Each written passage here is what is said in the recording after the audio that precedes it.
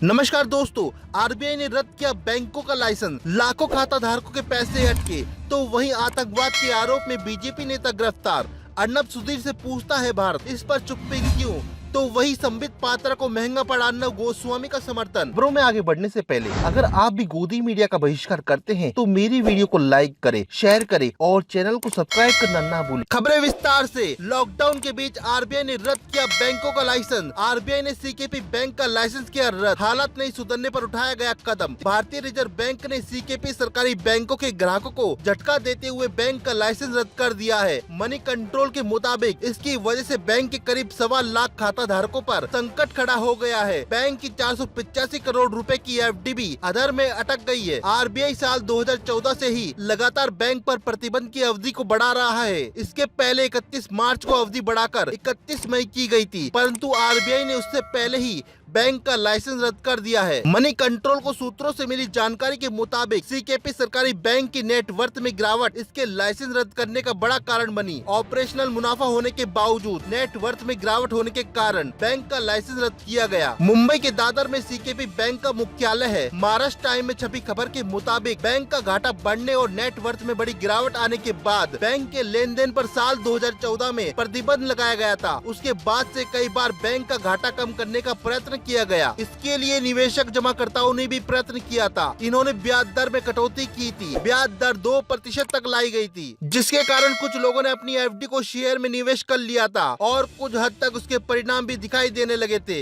Bank का घाटा कम हो रहा था, परंतु ऐसे समय में आरबीआई ने सीकेबी बैंक का लाइसेंस रद्द करके निवेशकों को बड़ा झटका दिया है। तो वहीं आतंकवाद के आरोप में बीजेपी नेता गिरफ्तार, अर्नब सुधीर से पूछता है भारत, इस पर चुप्पी क्यों? इन दिनों मीडिया और बीजेपी की जबरदस्त जुगलबंदी देखने को मिल रही है। सवाल जब बीजेपी पर खड़े होते हैं तो मीडिया बचाव में उतर जाती है और जब मीडिया फंसता है तो बीजेपी ढाल बन जाती है। हद तो यह है कि अब बीजेपी मीडिया से सवाल करने वालों के खिलाफ कार्रवाई करती नजर आ रही है। टीवी डिबेट से लेकर सोशल मीडिया तक खुद को चीख चीख कर राष्ट्रवादी बताने वाले देश के जाने माने न्यूज एंकर आतंकवादी को हथियार मुहैया कराने के आरोप में बीजेपी नेता तारिक अहमद मीर की गिरफ्तारी पर खामोश नजर आ रहे हैं। वो इस गिरफ्तारी को लेकर ना तो टीवी पर डिबेट करते दिखाई दे रहे हैं और ना ही सोशल मीडिया पर पोस्ट कर बीजेपी को कटघरे में खड़ा करते नजर आ रहे हैं। इस दोगले मुंह वाले एंकर के इस रवैये पर सोशल मीडिया से पूछता है भारत, खुद को राष्ट्रवादी कहने वाले इन एंकरों के लिए क्या देश से ज्यादा बीजेपी अहम है? कांग्रेस नेता ने इस रवैये को देखते हुए मीडिया पर गंभीर आरोप लगाए हैं। उनका कहना है कि मीडिया के लिए देश की सुरक्षा से ज्यादा अहम बीजेपी की सुरक्षा करना है। बता दें, राष्ट्रीय जांच एजेंसी एएनआई ने आतंकवादियों को हथियार मुहैया कराने के आरोप में बीजेपी से जुड़े पूर्व सरपंच तारिक अहमद मीर को गिरफ्तार किया है। गिरफ्तारी के बाद मीर को 7 दिन के रिमांड पर जम्मू ले जाया गया। यहाँ एएनआई के अधिकारियों की एक विशेष टीम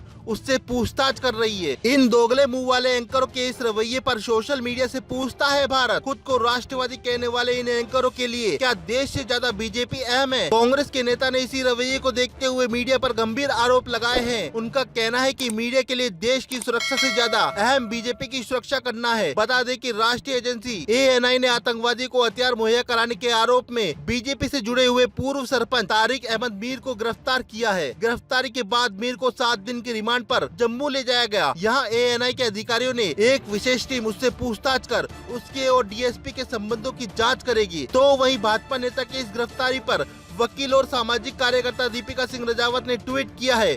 उन्होंने रिपब्लिक टीवी के एंकर अर्नब गोस्वामी पर तंज कसते हुए लिखा, बीजेपी से जुड़ा हुआ सरपंच गिरफ्तार हुआ है क्योंकि वह हिजबुल आतंकवादी को हथियार सप्लाई करता था। अर्नब क्या इसका जवाब भी सोनिया गांधी ही देगी? बढ़ते हैं अगली खबर की तरफ। संबित पात्रा को महंगा पड़ा अर्नब गोस्वामी का समर्थन। कुछ दिनों पहले कांग्रेस नेता सोनिया गांधी को लेकर रिपब्लिक टीवी के एंकर अर्नब गोस्वामी ने बेहद अभद्र टिप्पणी की थी, जिसके बाद देश भर में अर्नब गोस्वामी के खिलाफ आम जनता में काफी गुस्सा देखा जा रहा था। देश के अलग अलग राज्यों में अर्नब के खिलाफ सैकड़ों एफआईआर भी हो गई। अर्नब के द्वारा की गई अभद्र टिप्पणी पर सिर्फ विरोधी नहीं बल्कि समर्थन भी बड़ी संख्या में मिला। लेकिन गौर करने वाली बात यह है कि समर्थक भाजपा के दिग्गज नेताओं से लेकर भाजपा के विधायक थे और यह चिंता का विषय है, आखिर महिलाओं के प्रति ऐसी सोच रखने वाले को इस कदर समर्थन करना क्या मायने रखता है? क्या यही वो देश है जहां औरतों को देवी माना जाता है, लक्ष्मी कहा जाता है? इस मामले में अर्नब गोस्वामी की गिरफ्तारी पर कोर्ट द्वारा फिलहाल 3 हफ्ते की रोक लगा दी गई है।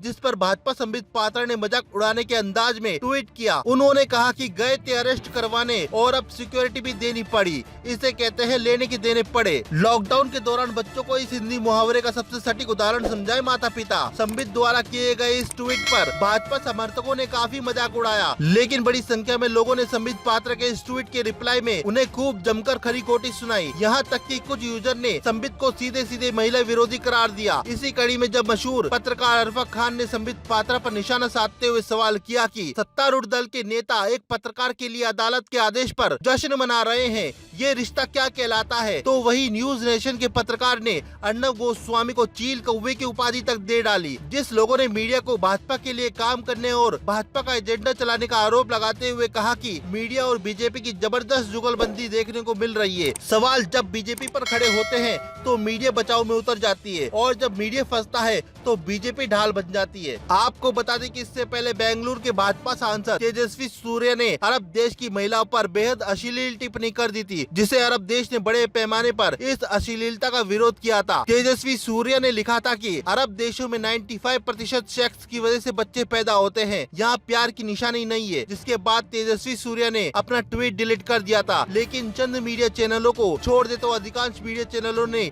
इस पर न तो कोई चर्चा की, न ही भाजपा हाईकमान ने इसकी निंदा की, जिसके लगातार महिलाओं के प्रति अभद्र और अश्लील कमेंट करने वालों की संख्या तेजी से बढ़ती दिखाई दे रही है, जो कि चिंता का विषय तो है ही, साथ ही भविष्य में इसके परिणाम बहुत भयानक होने की आशंका को मजबूत करने वाले हैं। वरना समय रहते ऐसी गैर जिम्मेदारी और ओछी सोच रखने वालों पर सरकार को सख्ती से शिकंजा कसना चाहिए था। जहां एक तरफ पूरी दुनिया वायरस के कहर से हैरान और परेशान है, तो वहीं दूसरी तरफ हमारे देश का मीडिया और सत्ताधारी नेता इस बुरे समय में जब सबको एक साथ मिलकर इसी मुसीबत का सामना करना चाहिए, ऐसी हालात में भी सांप्रदायिकता का जहर बोने में कोई कसर नहीं छोड़ रहे। दिल्ली के निजामुद्दीन मरकज का मामला सामने आने के बाद तो मीडिया को जैसे उनका मन पसंदीदा भोजन ही मिल गया हो और यहीं से शुरू होती है कोरोना में सांप्रदायिक रंग भरने की साजिश। हालांकि मरकज के बहाने मुसलमानों को वायरस फैलाने के जिम्मेदार बताए जाने की होड़ में ऐसी झूठी खबरें चला दी गई है, जिसको लेकर कई चैनलों और न्यूज एंकरों पर एफआईआर तक दर्ज हो गई है, जिससे न्यूज चैनलों ने लिखित में माफी मांगी है। उनमें से जी न्यूज, न्यूज 18, आज तक जैसे न्यूज चैनलों को सार्वजनिक माफी भी मांगनी पड़ी। मीडिया चैनलों द्वारा लगातार झूठी व भ्रामक